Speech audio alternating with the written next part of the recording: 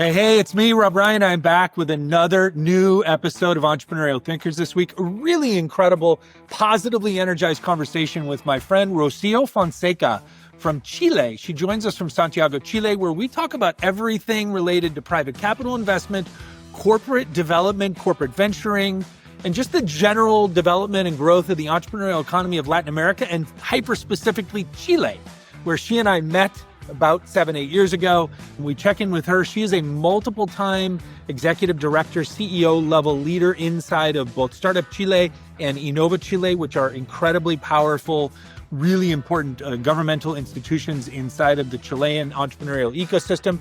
She is a future author. Next year, her and her husband are going to write a book about her experiences as a bioengineer, bio life sciences engineer at MIT, his from Harvard and Stanford, and then their combined experiencing having helped accelerate and develop thousands of startups. And now in her work at Drei Ventures, helping corporates, helping mid-size and larger corporations to innovate and develop and join the 21st century, as we would say, by digitizing, modernizing, and executing on their plans and their visions for their markets. So it's an incredibly deep, rich, but also very ebullient, positive conversation with my friend Rocio, who I was grateful to have and to visit with for the first time in almost 8 years. So if you enjoy any of this that is going on in Latin America, entrepreneurship, investing, private capital, or just the general idea of innovation and innovative thinking, this is a conversation you're going to enjoy, hopefully as much as we did making it for you.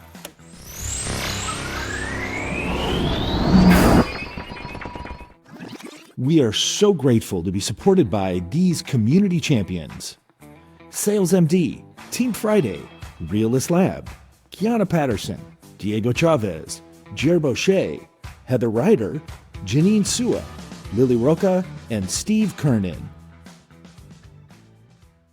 Hola, hello, hi, bienvenido, and welcome back or welcome to Entrepreneurial Thinkers. As you may or may not know, this is the show where I get the privilege of having weekly conversations with some of the best and brightest entrepreneurial thinkers across all sectors and segments of society and industry as we come together to try to leave this world a little bit better than we found it through the conversations that we have. So let me tell you, I'm super excited, very grateful. This is an old friend from a prior chapter of my life that has come back to life today. And we're going to talk about so much stuff. But first I want to tell you, this is Rocio Fonseca. Rocio currently is the co-founder of, and she's going to tell me if I'm saying this properly or not, Drei Ventures. It's DREI, Drei Ventures. And we're going to talk a ton about Drei Ventures. We're going to talk also about Chile and Chile's entrepreneurial economy, because that is where we met. And that is where she is joining us from tonight, Santiago, Chile. We're recording on a Friday. It's her afternoon. It's my morning here in Los Angeles. So this is a fantastic way to end the week. Let me tell you all about Rocio before I introduce you to her here on the show. Ro, in my opinion, isn't simply helping build companies now. She's building companies that will help build a better future for generations of people in her country and, frankly, across the region of Latin America. She, in my humble opinion, is a Renaissance woman if I've ever known one. She has a career that spans from excellence at home in Chile to a graduate degree from MIT in Boston, from biotech patents to steering $150 million or more in public innovation funds, while serving as both the former executive director of Startup Chile, which is where we met, and then the executive director of Innova Chile. She's been an active board member in at least a half dozen different organizations. I'm probably not even up to speed on all of them. And she's excellent at building long-term relationships. Again, from Chile all the way down in the southernmost part of our world, all the way up here to the United States, California, and Silicon Valley and back. She has done and is still doing it all: corporate venturing, startup acceleration, private capital investment, and high-impact innovation with a fierce focus on sustainability and community good. She's currently one of the co-founders of Drei Ventures, which she's going to tell us more about, which is helping Chile's best companies to become even better. She's constantly asking one powerful question of herself, her clients, and her peers: how can we innovate with purpose and data-driven results? She's a national leader, a joyful partner to Pablo, an amazing mom, and someone who I've wanted to have on our show for quite a while now, because when I originally thought of who are the best new entrepreneurial thinkers in the world today and who can we learn from, I thought of her. I closed my eyes and I saw Rocio Fonseca. So I'm super grateful to have her. Welcome to Entrepreneurial Thinkers, Rocio. It's great to have you. That's the most powerful presentation that ever had. I'm really grateful. Thank you, Rob. I'm done. I don't have anything to answer. That's it. No. Thanks for the intro. No. Actually, I could do a whole new podcast, which is just weekly introductions of people, right? No, I love it. And hey, the most exciting news that makes it easy for me to do an introduction like that is that's you. Yeah. Like that is that's a short summation of you, and Lord knows you've done a lot. But let's be clear with folks, like you're young and you've got a lot still to do. So you're just getting started. Yes. I am, as I said in the intro, I'm grateful to have you here. I think I've politely been pestering you and your husband to try and get you on the show for like 3 or 4 years now. But sometimes right, you got to wait for the best things to come. And so I'm really grateful. We've got a lot to talk about. Yes. Both a couple of big topics and then some real depth around. Go ahead. Kind of what's going on today, right? So let me hit you with the first opening question. What is the Drei Ventures? No, not that yet. We'll get to that. Okay. Let's think bigger picture, just for people that are joining us and want to learn maybe more about Chile and kind of what's going on in the Southern Hemisphere. Talk to me, because I haven't been a part of it either for a few years now. Talk to me about the entrepreneurial economy in Chile in 2025. What's it like? What's going on? Well, it's growing a lot. You see, we had the bubble, we had the crisis a few years ago that was global for startups.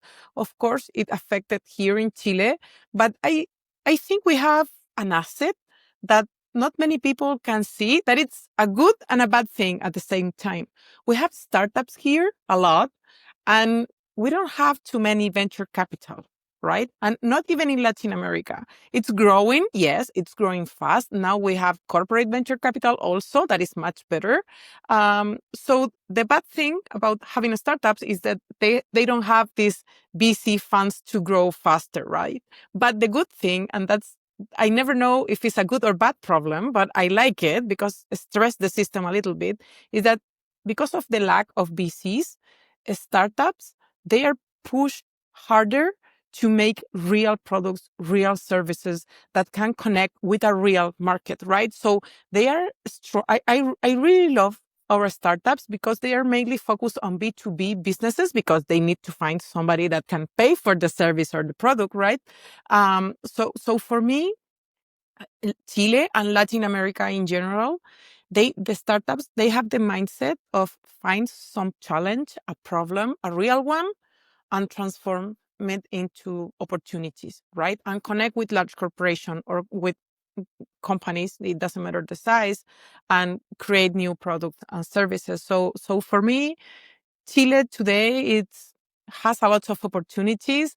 If you are starting your own startup and you want to, I don't know, connect with finance sector, agriculture, aquaculture, forestry, mining companies, like really traditional companies in general. We have a lot here in Latin America, and the good thing is that they are very open to explore, to expand their market, to create new products and services, and connect with startups. So I truly believe that the ecosystem is moving super fast, and we didn't have the corporations in the ecosystem 10 years ago.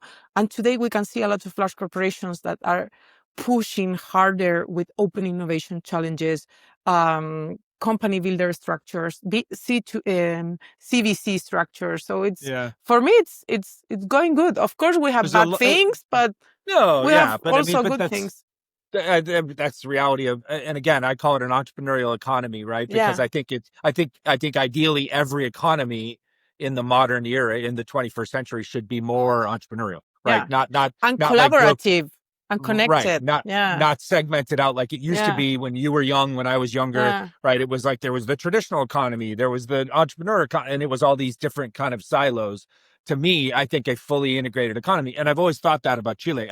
Do you know the term competition? Right. The mix between cooperation and competition. I think that's the best spot, right? You have some tensions, but always you have the mindset of make the pie bigger, right? Yeah. No, and I always felt that when I was in Chile. So you're already a great podcast guest because you segued me into the next question.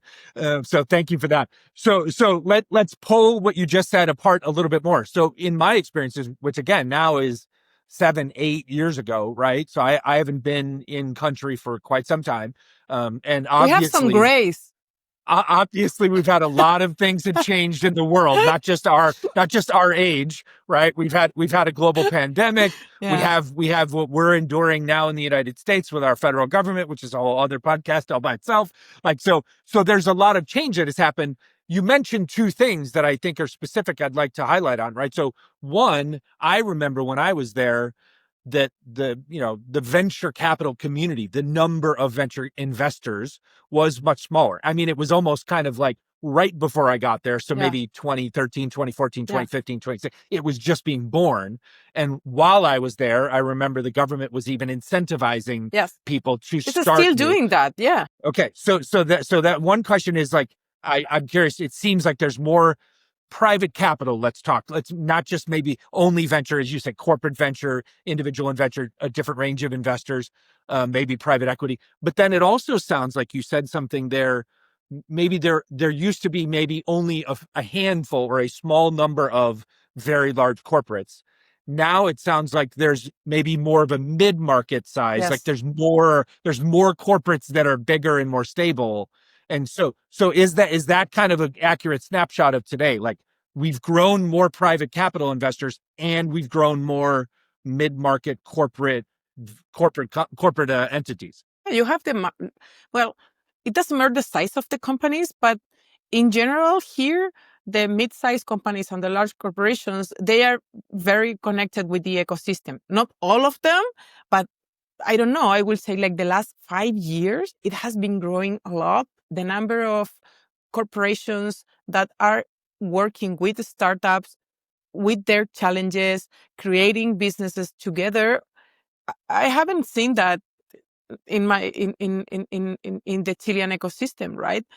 For us, it's brand new, and if you compare that with the reality of other countries in Latin America, I think it's growing super fast. I don't have the numbers, but I will say that it's growing bigger than venture capital. I Yeah. truly believe that because you are connecting problems with solution, pain with painkillers. So I truly believe that that's a synergy that is creating results already, and I really like it, right? Because No, I love that. And you yeah, said you said something that triggered again a memory for me, right? I always remember, and I used to say this to even younger entrepreneurs that I would meet when we were in our community there in Santiago, right? Was that it was a very natural market for finding real solutions to yeah, problems. Like, yeah, as opposed to the US market, which for a pure startup in the US, it's much more speculative. It's much more like, I think I have an idea. I don't even know if there's a customer for it, but like somebody will fund me. Chile, even then, 2016, 17, 18, 19, always to me felt like, hey, like, I'm a business that, maybe we're our systems and our processes are kind of from like the early 2000s, and so you could help us catch up to the 2020s, right? Or there were government institutions that needed more automation, more digitization, kind of so there were always a lot of B2B yes, opportunities. And I felt like Chilean entrepreneurs, also, for people who aren't aware, Chile, just I'll give you a little context on the market. Like, Chile is a country of about 19, 18, yes, 19 million people, of which about half, so the predominant market is Santiago, the yes, biggest city. And relative to its neighbors and to the Latin American region as a whole, it isn't by any stretch the biggest economy, and it isn't the biggest country as far as population. But to Rocio's point, which I wanted to validate for you, is, and the phrase they would use in boxing would be like, it punches above its weight, right? Its output yeah, outstrips its size, yeah. right? So I think, to your last point, like about maybe the growth of private capital and the growth of corporate venturing and corporate integration in Chile is outpacing maybe what we see in Mexico or Brazil, or, well, definitely what's going on in Argentina currently, right? But so it's growing faster, even though it might be smaller numbers. Does that make sense? Yeah, it makes sense. And Chile has always been like a country for test new technologies, test new markets, test new products. So it's not weird for us that large corporations wants to test new things and try those things here that is a small market, and after that once it's validated, open the doors to new markets, right? So for me it's like completely normal. And large corporation, they have all the muscles and all the structure to scale businesses, right? So I really like the complement between startups and corporations, because the corporation has the muscles, the brain, the everything, and the startup has the agility, the innovation factor. And so when you do the match, I truly believe that is a win-win relation, and you can export that knowledge, that new services, products abroad, right? So we are so grateful to be supported by sponsors like our friends at Haney and Company. You know, we all know that in today's complex financial landscape, having a trusted advisor can make all the difference. Since 1960, Haney and Company has been providing comprehensive accounting services to a diverse range of clients, from small businesses to large corporations. With nearly 400 professionals across 13 locations, they offer services in tax, audit, business consulting, and client advisory. In fact, their commitment to excellence has earned them recognition from Accounting Today and Forbes magazines. At Haney and Company, though, it's not just about balancing books. It's about building lasting relationships based on trust and mutual growth. So visit HaneyCPAs.com, that's HaneyCPAs.com, to learn how they can support your business's financial journey. We're going to talk a little bit more about that later, and we're also going to go back and talk a little bit more about kind of the top-down culture of innovation and how it happens in Chile. But yeah, like 100% to your point, right? I mean, we could list 100 examples, but there are some great ones that have proven themselves in Chile, found a market, grown from Chile to, say, maybe Mexico, right? Kind of migrated north and then captured part of that market, and then eventually get exposure in either the broad market or the Latin Spanish speaking market in the US, and then all of a sudden get acquired by, you know, some big traditional corporation. And then corporates are also regional players, but with an eye on such a large market. There's so much going on. So to that point, give us a couple of, like you said, there's a lot of trends and things that are happening inside of corporates. Give us a couple of the biggest opportunities that you see for Chile, but maybe let's also talk about the region, like this year and maybe the next couple of years. And then after we get done with that, we'll talk about maybe some of the bigger obstacles. In terms of industry, I will say that everything related to biotechnology, for example, it's amazing, because you have mining, you have, agriculture, so food tech a lot, right? So when you start to optimize processes, for example, or you want to create new products and services, you can take the raw materials that those industries are generating, take that one, and with biotech processes, do something that is much better with much more added value, right? So for me, everything that cross industries, it's super cool. So biotech will be one of them. Of course, AI, that everybody knows about AI, so it's not a big deal, right? For me, I would say food tech also, new materials. We have minerals here in Chile, right? Copper is just one example. So you can create new products based on new materials also. So I will say that we have a lot of opportunities that are cross industries. How can you add value to the traditional raw material that we export as copper, everything? How can you take the materials and add value with that, right? What's the one? I'm not the scientist here. Let me see if like the one that they use in the batteries. Lithium. Right, for like lithium. Yeah. Right. So that's a big one up in the north, right? Like so up in the deserts. Everything that is related with renewable energies, for example. So we have the better solar energy that can it's monitored around the world, and we have the better spot to create solar energy, for example. And we have, that our country is super thin and long, and we have waves that you can transform waste waves into energy, right? So everything that is renewable energy, also clean tech. Okay. It's amazing, So right? what I'm hearing, and this is really good news for me, like kind of the broader market person, is not just like a lot of my words, kind of fluffy innovation, right? No, Like we're not just inventing like more apps to no, do more app stuff. no. Like everything you just mentioned, life Yeah. sciences, biotech, clean tech, It's deep tech mineral, in general. like Yeah.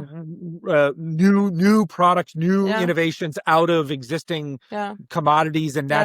natural occurring event. Like that's all like very forward thinking stuff. And I mean The that's really exciting. agriculture is huge, and you can take the materials and turn it into medical products. For example, the grapes, the vineyards, they have grapes. Of course, we produce a lot of wine. I love Chilean wine, but you can have a lot of uh, different compounds and create new things using that industry as inspiration, right? So it's quite I love cool. that. No, I love that. Okay, so we talked on the good side. Now let's talk about Yeah. what are one or two of the kind of the big obstacles right For now me, for the the main region. one, and it's an old one, I'm not proud of it, it will be the culture. It's hard because we are very traditional. You see, we come from natural resources. We live from natural resources. So uh, now everybody's talking about startups and venture capital and whatever. Since Startup Chile started like 15 years ago, but still it's super hard um, to trust in each other. So we don't have too many social capital, right? So social capital is how we create win-win relations, the reciprocity factor, collaboration, right? So we live in a country that the culture is like with bubbles. And you were born in a bubble and you will die in Yeah, a bubble. So right. how can we pinch those bubbles and just make them connect with each other? I think that's the hardest problem. I'm the first one in my family in go to the university. I come from a very normal family from entrepreneurs, but traditional entrepreneurs, and to create connections with power, with money, with different kind of people was quite hard, right? Yeah, So you are definitely not. I can say this as an outsider. You don't have to say it about yourself. You are definitely not from like the ruling elite no, class, no, I'm not. right? I'm not. So Yet, and I've yet you, as you say, you develop the skills, the social skills, the social capital skills, the relationship skills. You develop those skills for how to move amongst those rooms and how to move yeah, in those communities. I move literally have stood in rooms move and across them, watched you. but Yeah, also create new ones. Because yeah. if you don't Ah, have okay. too many social mobility, and that's the reason why I'm so passionate about innovation and entrepreneurship, because you don't have to belong to one bubble. You can create your own bubble with innovation and entrepreneurship, right? So for me, more than trying to fix in some places, I was trying to make my own way and connect in a different way, right? And connect with dots that I won't be available to connect with those dots if I'm not offering something that is new, that is different, right? So for me, is the podcast about entrepreneurial mindset, Thinking. right? That's you. Thinkers, but Yeah. it's not also thinkers, it's doers, because you have to do it, right? It's not just about talking and saying, it's about how are you changing really the things? How are you going to 100% be true. a game changer? How are you going to create a bigger bubble or a lot of bubbles where everybody can Yeah. share, right? Yeah, it was, I'll say this as a friend, I'll say this, my privilege because it's my show, so I get to brag about you a little bit. One of the things that was most endearing about you when I was in the country for, a year and a half or so, and saw you work and saw you creating your bubbles, one of the most endearing things to me that immediately drew my respect was that I watched you, yes, have to operate at that executive level inside of those surrounded by those people, right? That ruling class that doesn't necessarily interact with the rest of society. But then I would watch you take those conversations and take that knowledge and take those opportunities and go out into other communities. I'd watch you take that from like this big important building at the government over here across the street to some state university. Maybe not just the elite university, but to the public university, and talk to those young people and talk to those professors. And you were building those bridges. And frankly, I say this humbly, in my little time there, I had to do two things. One that you just described. So I had to work extra hard to try to build those relationships in the limited time that I was there. And it took a lot of patience because, as you said, that was not a natural thing. Like I was given more latitude and opportunity because I was a gringo with blue eyes and open doors. And I was older and I was from California. So, but I realized quickly the second part of it, that again, I say kind of, I saw people like you or our good friend Tarashi Takaoka, right? Like I saw people like you who took your privilege and your opportunity in those rooms and then shared that. And I thought, okay, that's me. That's what I want to do. Like, I don't want to just be in the rooms with the elite people. Like, I want to be in the rooms with the elite people when they invite me there, have those conversations because they think I'm one of them. And then I can take that and I can go mentor 50 or 20 or 10 young students who are at the state university at USACH, right? Or I can go into downtown and talk to people about what's going on, and not just live inside those bubbles, because that to me was both the challenge, but it was also the opportunity. Because if you figure it out, then again, Chile becomes this immense kind of like Russian nesting doll, right? You pull apart one and there's another part. You pull, and it's amazing and it has so much potential, but a lot of people give up when they can't get past the first part of the nesting doll. I'm not selfish. I'm not selfish with knowledge. I don't like it. No, I like to share it. I think a lot of people believe that knowledge is power. For me, it gives you power when you share it. Right? Exactly. When you multiply everything. Right. Like, you're going to give me a little bit of knowledge. Cool. I'm going to go share it over here now. And then that knowledge becomes more important. Okay. So we're going to shift and talk about a couple different things still related to this, but maybe a little bit more from your perspective. I'm going to ask you kind of a political question. This isn't political in that sense, like to be controversial, but I am really curious about your insights because you are a globalist. You do think in a wider spectrum than most people. So we both know politics shift, political leadership and political ideologies come and go. We seem to be right now, this is my perspective, heightened because of what's going on in the US, but I think this is generally true across the world right now. We seem to be caught up in this like kind of tug and pull of like economic social nationalism and protectionism versus globalism and global integration, right? And I have my opinions on how I think that will play out over the next 50 years, but how do you see that playing out in Latin America? Is that happening? Are we kind of in this, like we were in this big globalist era and now we're in this, like, wait a minute, maybe be more nationalistic, more protectionist, or maybe we're not. So you can tell us if we're not. And then if we are, how is it playing out across the region? Are you asking me for US or are you asking me for Chile? No, for Chile and Latin America. I can't explain what's going on in the US right now. I would not expect you to explain it. No, I will say like innovation and entrepreneurship, it's across right or left wing in general. I worked 8 years in the government, left wing, right wing, left wing, and it doesn't matter really. Of course, they have ways to do things, but in general, the idea is always make the entrepreneurial mindset grow. Innovation is key, right? So I haven't seen a lot of those issues, but I will say that we're a small country. You already said that. It's just let's say 20 million. Let's say 20 million, right? That's nothing. It's very small. So we have to think and connecting with problems and solutions.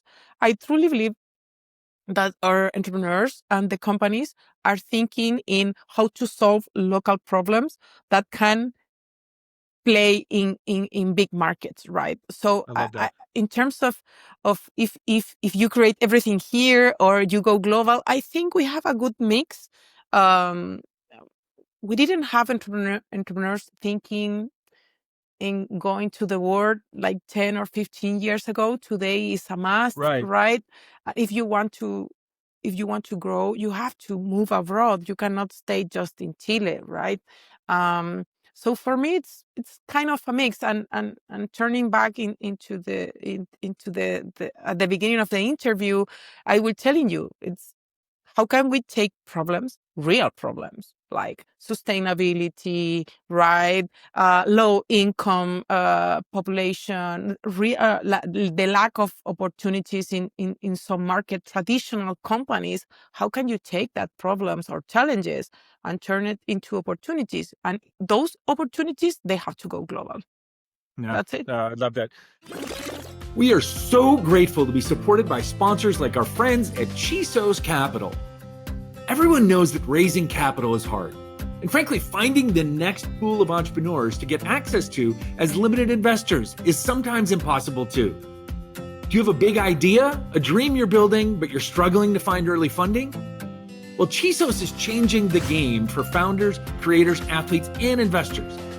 Whether you're launching a startup, growing your creative brand, or training for the big leagues, Chisos backs you. Chisos uniquely invests up to $100,000 in people, not just products, whether they be entrepreneurs, creators, or even athletes.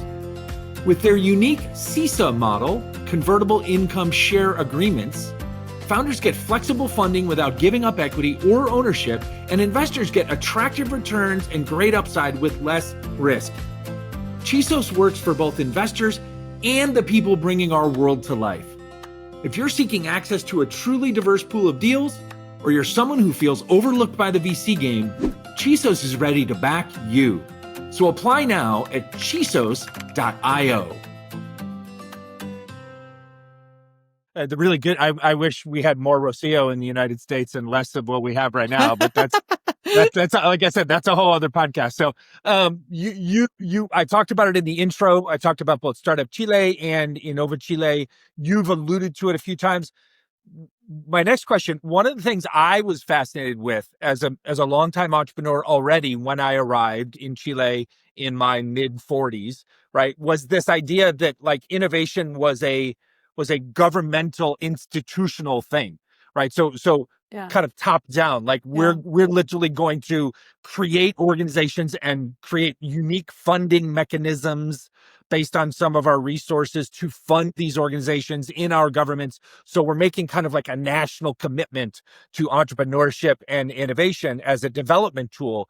And like, so I'm curious, that was not my experience coming from the US, obviously, where entrepreneurship is very much the opposite. It's very organic and kind of individualistic, right? It's very, very bottom up. Yours was very top down. And then as I went throughout the region after Chile, as I got to know Colombia and Argentina, Mexico, obviously, right? Like I said, oh, okay, this is a model. Like many people are copying what Chile did in creating this national commitment to entrepreneurship. So I'm curious now, here we are, 2025. Do you still see this model of government leadership as like effective? And is this still the best way to stimulate kind of a national commitment to entrepreneurialism today, as it was, as you said, 10, 15 years ago? It's like sweet and sour, because a lot of, again, I don't have the data, but I used to work in Corfo, the agency in charge of innovation and entrepreneurship, right? And I would say like this, more than the 70% of the innovation and entrepreneurial ecosystem was supported by Corfo. That's a lot. That's insane, right? So it has, the sweet thing is like, it's amazing because we just have like traditional companies and now we have startups, we have venture capital. That's amazing, right? We put Chile on the map, on the global map. That's super good. And Corfo has been there for the last 85 years. So it's not a new organization, right? But on the other side, the dark side that I don't like it is like some entrepreneurs, they are used to just grow with Corfo funds, right? So it creates a government dependency. And a lot of startups said to me, like, with proud, like, we won a Corfo. This is my fifth one. And it's like, are you kidding me? Right. Are you proud of that? It's like, no, go and sell into the market, go and make your own money, right? And that's it. So for me, that's the sweet and sour relation. And the other one is the venture capital funds, because Corfo has matching funds. So if you have $10 million, for example, Corfo will match you with up to 3 times that. So if you have 10 million, Corfo will put up to 30 and you will have $40 million fund. That's a lot. Okay. Right? So that, sorry to interrupt you, that program, which that started while I was there. Yeah, I think, it's still running. So it's still going. It's amazing. I really like it. So we're seeding the next generation of risk takers, of investors. We're saying, like, if you and your not necessary. Okay. Because the government is supporting the venture capital. Yeah. So that's fascinating. I'm not going to create a fund 100% private, super risky, if the government can give me money, right? That's not risk averse. So the government, if my words, like, is essentially acting as like a macro mega limited partner. Yeah. But without, it's a credit line. So the government is not part as an LP. They don't have equity inside the companies. It's always equity free for startups, but not for the fund. It's a credit line. After that, after the 10 years fund or the 15 years fund, you have to return. If the fund was good, you have to return the money to Corfo, right? It's like a loan at the end of the end. No, right? Essentially. So that's when we're trying to promote 100% private VCs, is like, we have some and I love them, but it's not too much. Yeah, no, I love that. You've spent a good chunk of your career, and again, you're young, so you got a whole lot of career still to come. I'm 45. Yeah, that's young. That's young. Trust me, I'm 57. I love it. I love my age. I'm living my age. 45 is a great spot. That's yes. 40. I was about 46 or 7 when I showed up in Chile. So right. So all right. So my point is, you've already had such an exposure to the public sector, right, and to public sector funding. You just kind of talked about it right there. Like, one of the risks that the government then has to solve for is, like, creating this kind of welfare dependency of startup entrepreneurs who, like, they just stay inside the governmental system. What, if any, we've talked about the upsides of use of public funds. What, if any, are maybe a couple of the other risks? Are there other risks that, when you were inside of these government agencies, there was a lot of thinking about, like, we've got to be careful with how we deploy these funds, because we don't want to. The good thing, and you went through Startup Chile, right? The good thing is equity-free money. It's grants. The government doesn't ask you for equity. Never, right? So that's amazing. I really like that.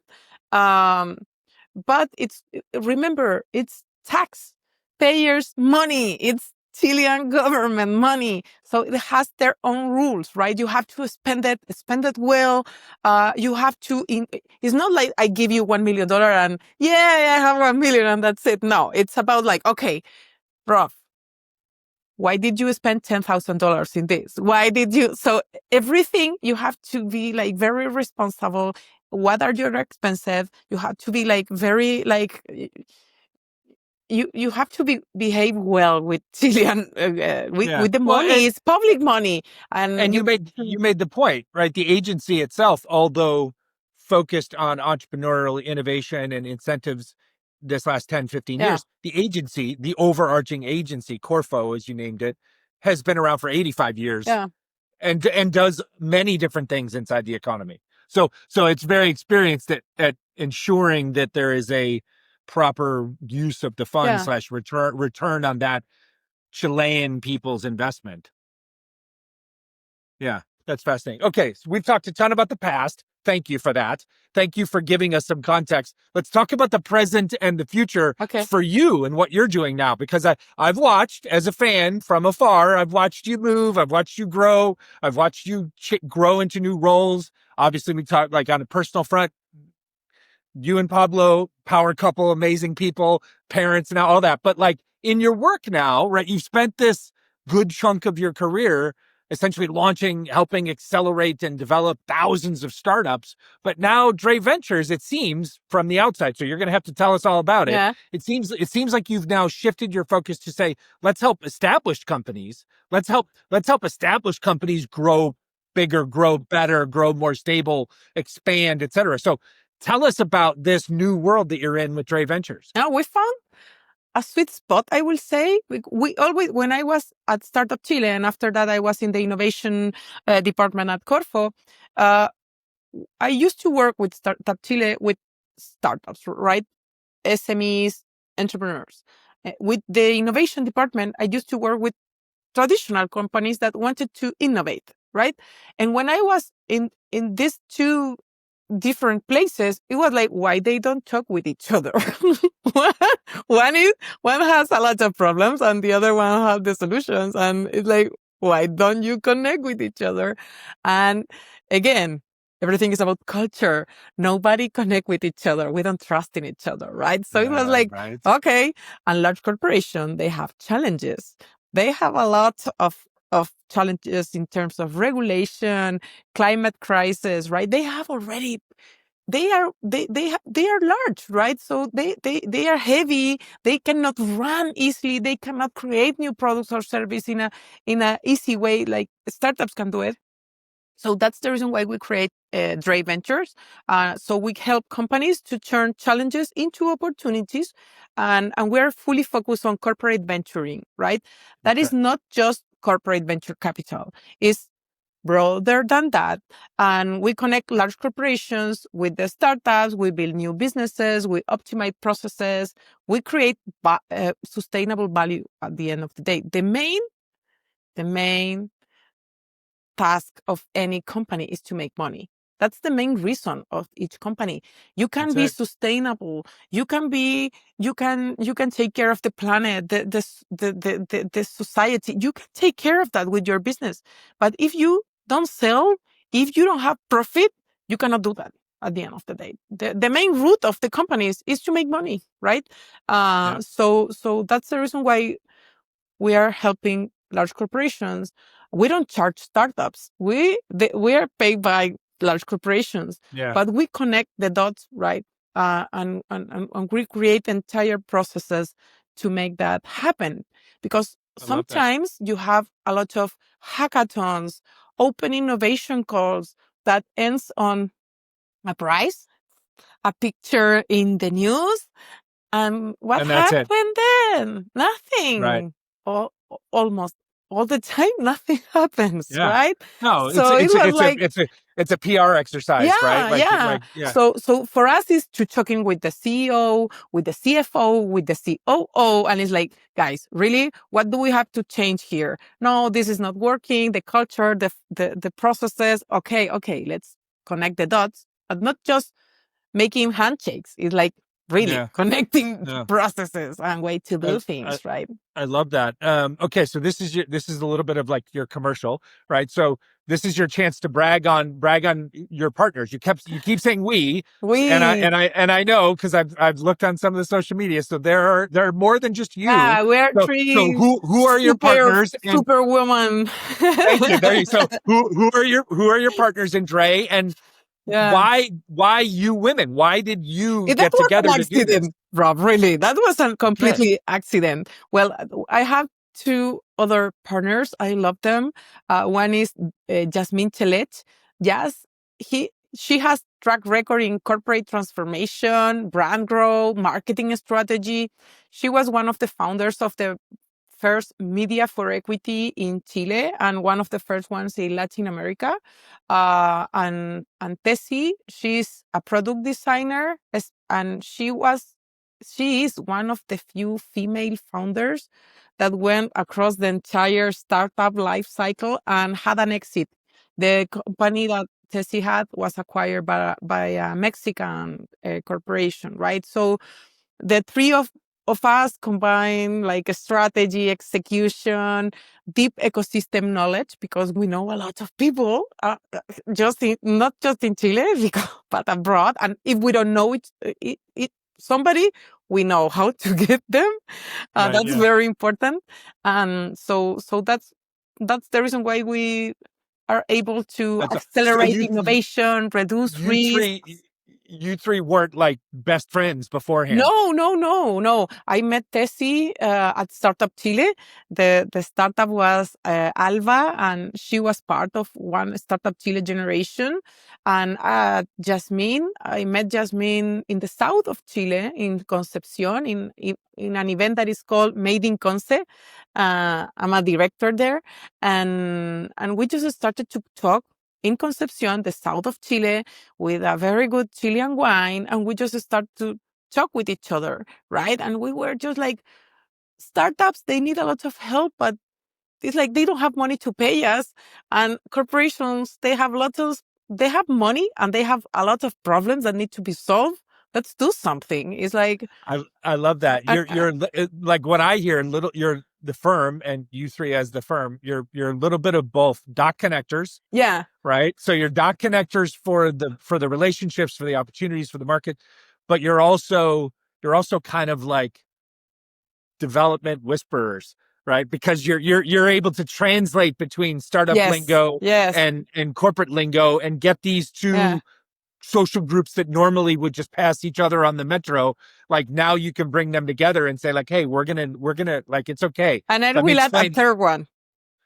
Okay. That is execution. Because we're not, we say that we're not a consultancy firm. We are an executor, right? We don't say you, what do you have to do? We help you to do that, right? Yeah, I love that. There was, by the way, you'll laugh at this. It was an American commercial, TV commercial. This is probably like 25 years ago. And it was for UPS, the big brown delivery company. Okay. And then I think the comparison was like some traditional consulting business. And it was this CEO guy, like this big heavyweight with a suit. CEO, like, okay, what are we supposed to do? Right. And the consultant guys are sitting there and they looked at him and they were like, we just tell you what to do. We don't know how to do it. Like, right. And then the UPS commercial, like UPS logistics and execution comes in and they're like, we don't just tell you what to do. Google that. I want to see that. Yeah. Well, I'll go find it on YouTube or something. And it's exactly that story, right? It's the old joke about consultancies. Basically, we give you all the charts and the graphs, but we don't want to like. For me, we are complementary with not complementary. No, it's like we match with consultancy firms because they are like the doctor. They tell you what's the problem, what can you do, right? And with that strategy, with that document or whatever they give you, we take that and we talk with the CEO, the CFO, or the COO, and we say like, okay, what are you going to do? We can help you to do that, right? And I love that. We just had 1 year, and it has been like crazy. We put our own goal of sales this year, and we already multiplied by 3 the goal that we had. So we are really, really very happy because we truly believe that we were able to find like a pain and help them to solve that. No, and hey, we both know timing. Yeah. Right. So like what didn't exist 10 years ago, now it exists. And you have all the experiences you bring. Your partners have their experiences. Yeah. 10 years ago, timing. No way to do this. No way. Right. No, the opportunity would not have been as obvious. The corporate minds would not have been market, as open. Time to volume. And today is the moment, right? Yeah. We are so grateful to be supported by sponsors like our friends at Shore Capital. In today's venture capital world, it's not just about cash. It's about relationships. Capital is harder to find, limited investors have fewer managers that they can trust, and the industry is just filled with far too much hype. Shore Capital is an early-stage venture fund investing in the world's most ruthlessly iterative founders, helping its limited partners to find founders who are solving the world's most dynamic problems, teams that excel in mastering the idea maze, teams moving with a rapid, iterative velocity and demonstrating radical resourcefulness. Shore Capital doesn't just write checks, though. They become fractional co-founders when needed, offering strategic support, high leverage relationship development, and a deep commitment to the long-term success of their portfolio companies. If you are a ruthlessly iterative founder with a bold vision or a limited investor seeking sustained access to the brightest big thinkers of our time, Shore Capital wants to meet you. So visit shorecapital.notion.site to learn more. I'm curious. I think I know the answer, but like, there are some big established sectors of industry in Chile. Are you guys kind of across all sectors, or Yes. are you? No, we're Okay, so across you're sectors. We have sector agnostic, as they would say. mining industry, finance, Okay. one big winery that I love. Yeah, we have a lot of Yeah. clients. Yeah. Awesome. Two more questions related to Dre. One, if I see you and I have you back on here, which I will, because now you become an alumnus of the show. We call you we don't call you just guests, which is transactional. We call you alumni because you become part of the community of other guests. And you are all the world's best entrepreneurial thinkers. So like, that's part of the family, right? Is that you all can help each other. But when I have you back on 2 or 3 or 4 years from now, what's the vision for Dre? What would you like it to look like then versus what it is now, year one? We are creating new processes, new services to do this match, like the real match that can create real measurable results in terms of units economics for your business. So for us, I think the main challenge will be how can we make this like in a scalable way, like grow very fast. So for us, everything is about efficiency, digitalization, like processes. So how can we turn our knowledge, our connections, our dots, our execution mindset into some kind of methodology or something that is scalable and scale, right? For us, Chile is small again, and how can we grow fast and turn our today executor firm into, I don't know, a startup creating new things, right? So we're always thinking in how to make us grow faster. I love that. It's a great vision. Again, I'm very encouraged because part of the thesis of this show is my pragmatic optimist belief that no matter how bad or crazy things are at any one moment in any one place, that there are people like you and your partners out there in the world who are thinking about how to build better and how to progress to the other side. So I'm excited to hear the vision. No, it's like there is a problem. I'm already thinking in the okay. That the problem is done. Okay, let's move to the solution. we need more. But we need more entrepreneurial thinkers in the world, because that's the problem. And doers, thinkers, and doers. That maybe that'll be the next. I'll do a mini podcast. It'll be the entrepreneurial doers, and it'll be like a follow-up visit with everybody that was a thinker. So all right. So last question related to Dre, and this is just a cultural question. And I ask this respectfully because I've spent so much time in the culture across Latin America that I know some of the truths and what they are. You're 3 women coming into a lot of these corporates, which I imagine a lot of these corporate offices are filled with old men, right? And we know, and this isn't a comment about Chile and Chilean culture alone. This is more of a macro machista kind of thing in Latin American culture as a whole. How is that as a reality? Are obviously you're succeeding, but are you changing that dynamic little by little when you're helping these old male guys that look like me run companies to come to the 21st century? I don't know. I would say that we are very direct. Like we tell everything, and we don't care if we lose a contract. If we, and I think that in some way they like it, because a lot of people, when you have the CEO of a large corporation, a lot of people, nobody dares to tell them the truth. That's insane. I really don't get that, right? So when we created the company with the 3 personalities that we have, because we are very direct, we said like, okay, let's see if a client tell us something and we don't we believe he is wrong. Are we going to tell him? Yes. What happens if we are doing something and they want to change something? Are you going to change it? No.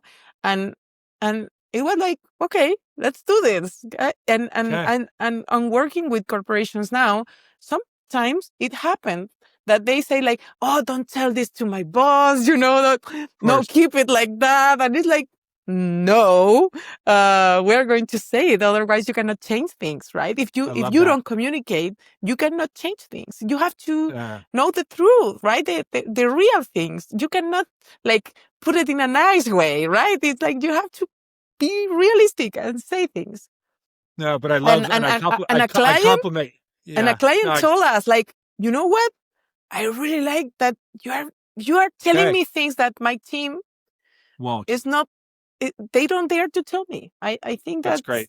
That's amazing. And maybe in your culture you don't have that problem.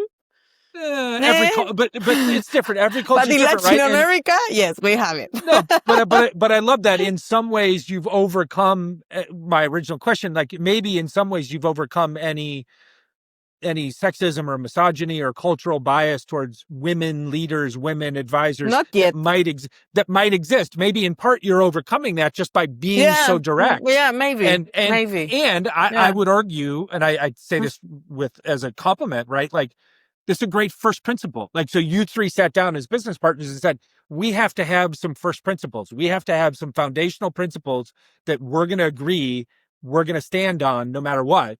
And you are, and that's going to become your reputation. And then all of a sudden, people don't care if it was a woman or a man that gave that advice. It doesn't matter. I think so. It's just a really talented 45-year-old truth teller who has experience to help us execute this. That's awesome. All right, one last personal question before we get to our last segment of the day. This is just totally personal. Like you wake up in the morning, you're a problem solver, you're a problem seer. Like you are literally an entrepreneurial thinker. Like you wake up and you're like, what, how could we do that better? How can I do that better? How can I do that better? Like, I get it. Like that's how you are. That's how you are. It's clear now to me today. I kind of thought that. Now it's 100% clear. But just personally, all of us go through ebbs and flows. All of us have to find ways to motivate and innovate inside ourselves. So just personally for you, like, how do you stay innovative? Like what do you do in your personal life? Like rituals or habits or environments that you put yourself in, maybe holidays that you take, hiking in the mountain. Like what are the things that you and Pablo do to keep yourself fresh and innovative? I read a lot. Awesome. Yeah. Podcasts now, I love them. I'm always looking for podcasting topics. Notebook LM. It's amazing because I'm always trying to read papers and it's like, I don't have time to read papers. They are too long. And it's like, I can, when Notebook LM like was launched, I was like addicted to that. And so that's a simple way to keep myself like, with fresh knowledge and always talking with each other. You can read a lot, but if you don't connect, there is a lot of things that are not written, right? So if you don't connect, if you don't talk, if you don't listen, I listen a lot. I talk a lot, but I listen even more, right? So I'm always like listening people, listening stories and learning. And when I'm learning, I'm like, okay, this I can do the same with other industry. They have the same problem, but they don't see because they don't belong to that industry. I'm going to connect those people. So yeah, I'm always learning. I'm always curious. I'm always starving of knowledge. That was the immediate connection for me with you and I when we very first met. Was I immediately targeted you? I was like, she's as curious about the world as I am. Yeah, like she's a curious person, and that to me is just the most interesting attribute that any of us can have. Or not judge.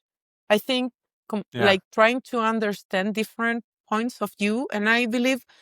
Like a month ago, it was like a mind-blowing moment that somebody told me like, yeah, because you are a biotechnology engineer. And I was like, yeah. And it was like, yeah, your mindset was created to start with an hypothesis. What if? And after that hypothesis, started to build things like prototypes, whatever, like, and until you get with the right solution, right? And for me, it was like, okay, I never thought about it, but I believe that when you have a curious mind, you can see things that maybe other ones that have some lenses that are different, they cannot, right? Very much true. No, I love that. That's awesome. Keep reading, keep listening, keep listening to podcasts, keep absorbing information, keep meeting new people and talking to new people. That's what keeps me fresh as I get older, Yeah. is literally these conversations. I imagine I get to talk to people like you about things like this a couple times a week. Like, I'm always being stimulated, right? And I'm always being presented with a different person's perspective on the worst or the most important things in our world. And I come away, I'm like, yeah, okay, I'm pretty encouraged. Like, and I'm excited to ask the next question and the next person. So keep being you. That's awesome. All right, last question. This is for your clients or your prospective clients, right? So for the corporate executive out there, what are one or two questions? This is a little bit more of like a bullet point answer. We can give these folks kind of something to scribble down when they listen to the podcast and take away and think, oh, okay, I've got to go try and do these one or two things. So if we've got a corporate executive inside of one of these corporations that Dre would work with, what are one or two questions that she should ask herself to help herself figure out how her company needs to be more innovative and maybe be more innovative in how they approach their growth or their expansion? I would say, like, the first thing that we ask to the CEO is like, what do you want your legacy to be?